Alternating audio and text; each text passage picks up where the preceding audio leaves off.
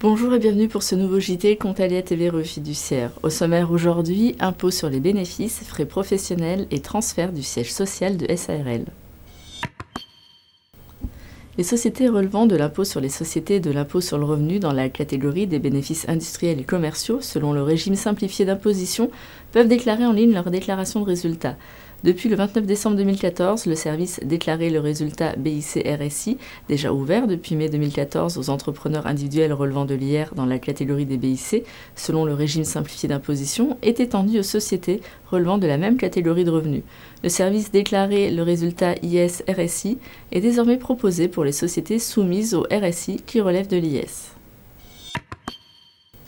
Lorsque le salarié est en déplacement professionnel ou qu'il est contraint d'engager des dépenses supplémentaires de nourriture, l'employeur qui prend en charge ses frais sous la forme d'allocation forfaitaire est exonéré de cotisations sociales sous certaines conditions et dans certaines limites.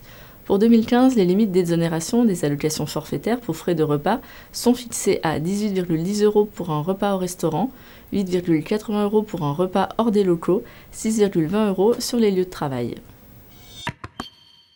Désormais, le gérant d'une société à responsabilité limitée est autorisé à déplacer le siège social de la SARL dans le même département ou dans un département limitrophe, à condition que cette décision soit ratifiée par les associés représentant plus de la moitié des parts sociales et non plus au moins les 3/4 des parts sociales. En dehors de cette procédure de ratification, le déplacement du siège social est décidé par un ou plusieurs associés représentant plus de la moitié des parts sociales.